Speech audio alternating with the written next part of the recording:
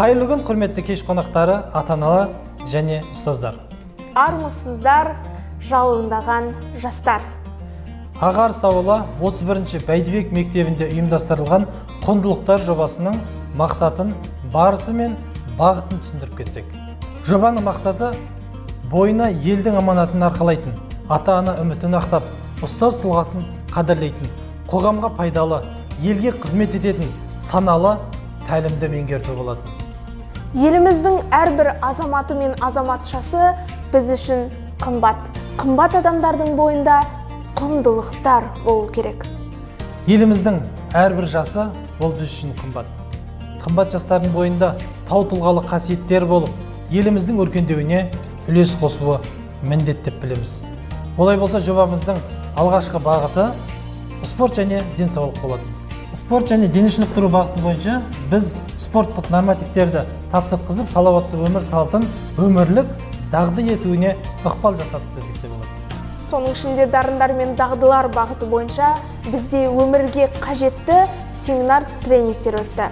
Кез келген ортада достық қарым-қатынасты қалыптастыра алу негізінде ынтымақтастық тақырыбында, жауапкершілік тақырыбында, жастарды жақсылыққа баулу мақсатында 3 жақсылық және де әрбір жасқа қажетті мамандықты таңдау тақырыбында семинар тренингтер өтті. Ұлттық мұра бағыты ұлттық құндылықтарымызды күнделікті өмірге бейімдеп пайдалану. Бұл жастардың арасында ұлттық тәрбиені сіңірмек.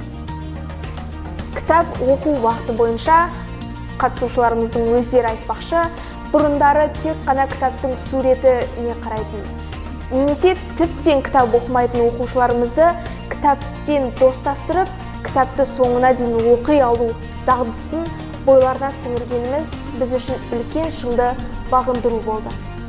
Кітапты оқығаны қоймай, «Менің атым Қожа» фильмін көріп, кітаптағы құндылықтар мен медианың айырмашылығына көз жеткізді.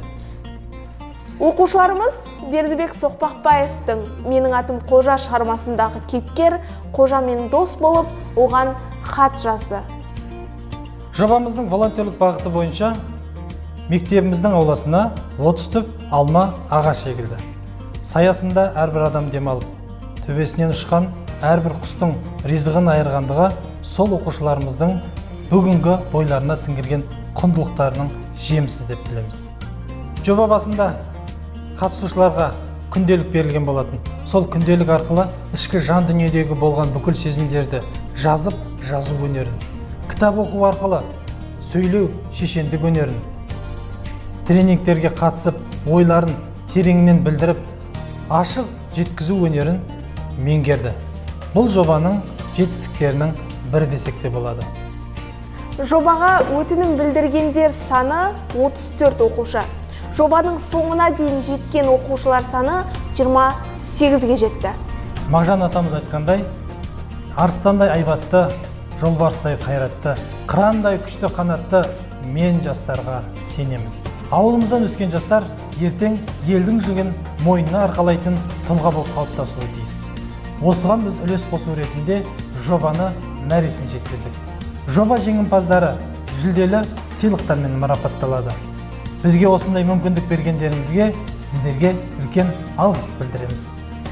Құрметтілер, келесі жылы қатысушылар саны артып, бұдан да үлкен сахнада кең ауқымды түрде кездесетінімізге үміттенеміз. Келесі кездескенше сау болыңыздар.